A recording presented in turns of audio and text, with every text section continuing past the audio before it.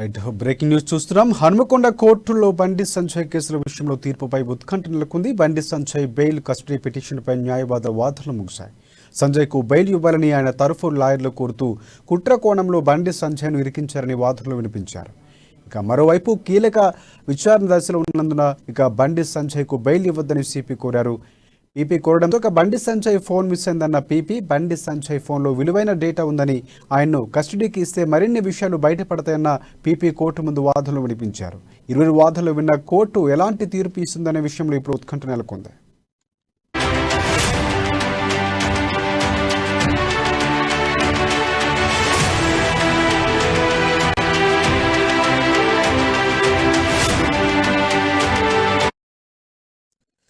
హన్మకొండ కోర్టులో బండి సంజయ్ విషయం తీర్పుపై ఉత్కంఠత నెలకొంది. బండి సంజయ్ బెయిల్ కస్టడీ పిటిషన్పై న్యాయవాదుల వాదనలు ముగిశాయి.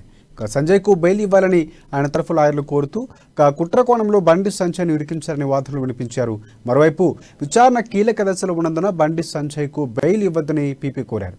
ఇదే అంశానికి సంబంధించి మరింత సమాచారం అందించడానికి మా బ్యూరో చీఫ్ కృష్ణమూర్తి లైన్లో సిద్ధంగా ఉన్నారు. కృష్ణమూర్తి, చెప్పండి. Thank you Rajasekhar. గత 3 గంటలుగా హన్మకొండ కోర్టులో బండి సంజయ్, బీజేపీ రాష్ట్ర బండి సంజయ్ బెయిల్ పిటిషన్పై వాదనలు జరుగుతూ ఉన్నాయి. బీజేపీ తరఫున వాదించిన ఆ న్యాయవాదులు సంజయ్ తప్పిదం ఏం లేదు, దాంట్లో ప్రజాప్రతినిధిగా ఉన్న నేపథ్యంలో ఆయన వాట్సాప్కు కొంతమంది క్వశ్చన్ పేపర్ పంపించి ఉంటారని చెప్పేసి వాళ్ళు వాదించారు. దీంట్లో ప్రభుత్వం కావాలని కుట్రపూరితంగా ఆయన పైన కేసులు నమోదు చేసి మానసికంగా వేధింపులకు గురి చేసింది.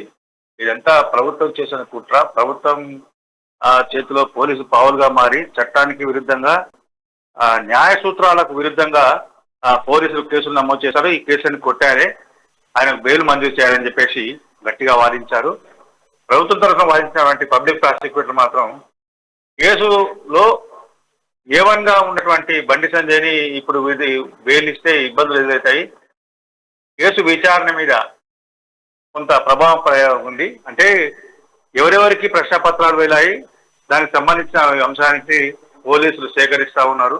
సేకరించినప్పుడు వాళ్ళకి సంబంధించిన నోటీసులను కూడా అందిస్తూ ఉన్నారు. మరికొంతమంది విచారించాలని చెప్పేసి పోలీసులు అడుగుతూ ఉన్నారు. నోటీసులు ఇచ్చారు. మరికొంతమంది రేపు రమ్మని చెప్పేసి కూడా ఈటల రాజేందర్ ఇట్లాంటి వాళ్ళకి ఇచ్చారు. అంటే ఇంకా కొంతమందికి ఇచ్చే అవకాశాలు ఉన్నాయి.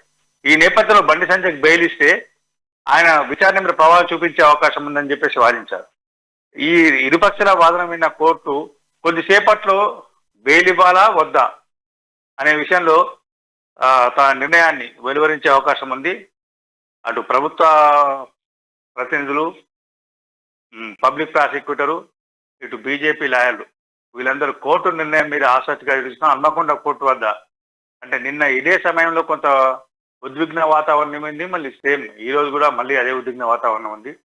బెయిల్ ఇస్తే బండి సంజయ్ ఈరోజు సాయంత్రం, అంటే ఇప్పటికే అయిపోయింది కాబట్టి రేపు పొద్దున విడుదలయ్యే అవకాశం ఉంది. ఎల్లుండి ప్రధానమంత్రి నరేంద్ర మోడీ బహిరంగ సభలో పాల్గొనే అవకాశం ఉంది. బెయిల్ ఇవ్వకపోతే ఆయన జైల్లోనే ఉండే అవకాశం ఉంది.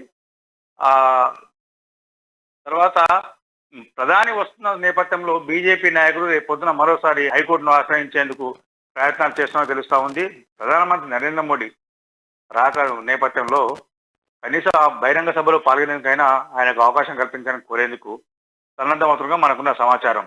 రాజశేఖర్, రైట్, మొత్తాన్ని చూసుకుంటే అంటే ఎక్కువ శాతం బండి సంజయ్కి ఇవాళ ఏదైతే లాయర్ల తరపు నుంచి కోరుతున్నటువంటి వాదన ఏదైతే ఉందో దానికి సంబంధించి పూర్తిగా తీర్పు అనేది ఇప్పుడు కీలకంగా మారిన నేపథ్యంలో పాజిటివ్గా వచ్చే అవకాశం ఉందా, లేకపోతే మళ్ళీ అదే పంతాలు? ఎందుకంటే ప్రభుత్వం కూడా కావాలని చేస్తున్నటువంటి ఆరోపణలు కూడా బీజేపీ తరఫు నుంచి గట్టిగా వినిపిస్తున్న నేపథ్యంలో మళ్ళీ ఖచ్చితంగా ఎవరైతే ఇంకా అరెస్ట్ చేసే అవకాశాలు ఉన్నట్టు కూడా మనకు తెలుస్తుంది. ఈ నేపథ్యంలో చాలామంది కోణాలు విచారించే అవకాశం ఉంది. ఖచ్చితంగా దీన్ని డైవర్ట్ చేసేలాగా, దీన్ని పక్కదారి పట్టించేలా కూడా ప్రయత్నాలు జరుగుతున్నాయని కూడా బీజేపీ గట్టిగా ఆరోపిస్తుంది. ఈ నేపథ్యంలో బెయిల్ వచ్చే అవకాశం తక్కువగా ఉన్నట్లు కూడా మనకు సమాచారం అవుతుంది.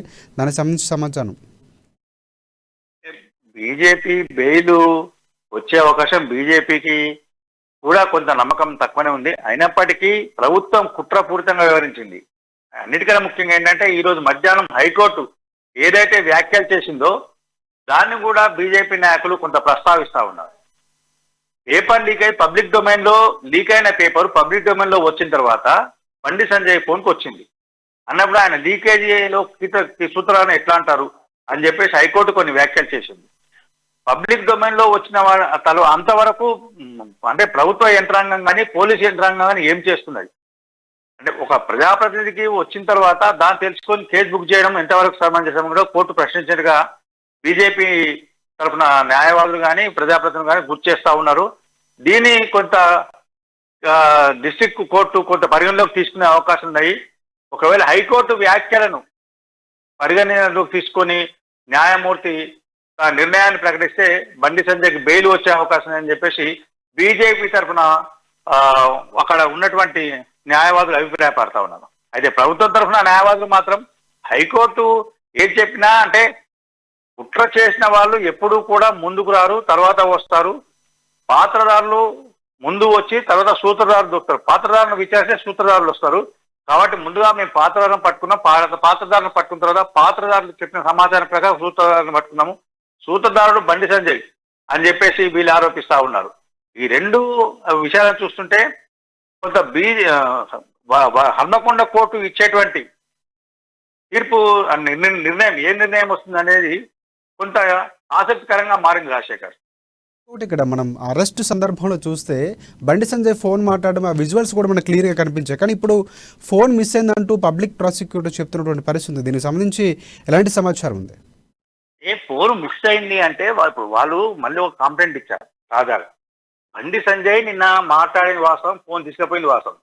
కానీ పోలీసులు ఆ తోపులాటలలో 4 వెహికల్లు 5 వెహికల్స్ మార్చారు. ఆయనను సుదీర్ఘ ప్రయాణం చేయించారు. వెహికల్లలో కూర్చునబెట్టి పోలీసులు అటువైపు ఇటువైపు కూర్చుని పంపించారు.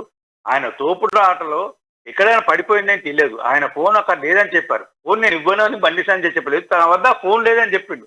అంతవరకే చెప్పారు కానీ ఫోన్ ఇవ్వలేదని చెప్పలేదు. ఫోన్ నేను ఇవ్వను అని కూడా చెప్పలేదు ఆయన అని చెప్పేసి బీజేపీ నాయకులు చెప్తాను. దీనికి సంబంధించి కూడా వరంగల్ పోలీస్ కమిషనరేట్ లో కంప్లైంట్ చేసినట్టుగా మనకున్న సమాచారం తాజాగా. ఫోన్ ఎక్కడ పోయింది? ఇప్పుడు ఆ ఫోను అంటే బండి సంజయ్ వ్యక్తిగతమైన ఫోను. ఆ ఫోను ఇప్పుడు ఆ నెంబర్ ఫోన్ చేస్తే ఆ ఫోన్ కాల్ చేస్తే స్విచ్ ఆఫ్ వస్తుంది. అంటే ఎక్కడో చోరీ జరిగింది, ఎవరు దాన్ని తీసుకెళ్లారు అనే కోణంలో బీజేపీ నాయకులు పోలీసులు కంప్లైంట్ ఇచ్చారు. దాన్ని కూడా ఇప్పుడు కోర్టులో వాళ్ళు ప్రస్తావించారు, కోర్టులో పెట్టారు. ఫోన్ పోయింది. ఫోన్ ఈ తోపునాడులో పోలీసుల దీంట్లో వాళ్ళు అరెస్ట్ చేసేటప్పుడు ఎత్తుకపోవడము, ఆయన ఎత్తుకపోయి దాంట్లో వెహికల్లో పడేయడము, ఈ నేపథ్యంలో ఎక్కడో ఫోన్ స్లిప్ అయిపోయినట్టుంది అని చెప్పేసి బీజేపీ నాయకులు ఆరోపిస్తున్నా ఉన్నారు. దానికి సంబంధించి పోలీస్ కంప్లైంట్ ఇచ్చారు. దాని మీద కూడా పోలీసులు కేసు బుక్ చేసి దాన్ని ఫోన్ ట్రేస్ చేసే పనిలో నిమగ్నం అయ్యారు. Rajasekhar, thanks for updates Krishnamurthy.